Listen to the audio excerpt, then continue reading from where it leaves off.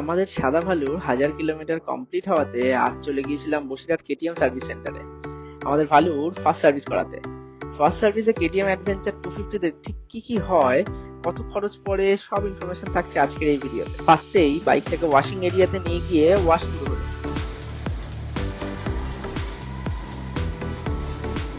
এই বর্ষায় বাইকে ভীষণ নোংরা হয়, কেটিএম এর ফ্রন্ট মার্গারটা চুন দেয় না, তাই তাতে ইঞ্জিন অব্দি ভীষণ নোংরা হয়ে ওঠে। ওয়াশ কমপ্লিট করে নিয়ে এলো সার্ভিস এরিয়াতে, দেন ড্রাই ওয়াশ কমপ্লিট করে 4টে ব্রেক প্যাড ক্লিন হলো।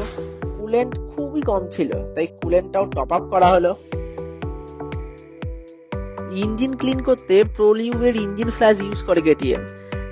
এটা মোবিল ট্যাঙ্কের মধ্যে মিশিয়ে 10 মিনিট গাড়িটাকে স্টার্ট দিয়ে রেখে দিল, যাতে ইঞ্জিন ফ্ল্যাশটা পুরোটাই ইঞ্জিনটাতে পৌঁছায়। দেন ইঞ্জিন অয়েল ড্রেন করে নিল। অ্যাডভেঞ্চার 250 তে প্রোলিউবের 10W50 ইঞ্জিন অয়েল ইউজ করে। নতুন ইঞ্জিন অয়েলটা ঢেলে গাড়ির সব কাজ মোটামুটি কমপ্লিট। এবার হাফ মাডগার্ডটা খুলে ফ্রন্ট মাডগার্ডটা ইনস্টল করে নিলাম। যেহেতু নতুন গাড়ির চেনটা লুজ ছিল, তো ওটা অ্যাডজাস্ট করে দিলে। এই সবকটা নিয়ে আমার খরচ হলো 3148 টাকা। মোবিল 1390, মোবিল ফিল্টার ছিল 89, তাতে একটা ওরিং ইউজ হয় মোবিল ফিল্টারে, সেটা 7 টাকা। ইঞ্জিন ফ্লাশ 90 টাকা, আর কুলেন্ট ছিল 50 টাকা। এর সাথে ফুল মাডগার্ড নিয়েছিলাম, যেটা 1000 টাকা, তার লেবার চার্জ ছিল 147।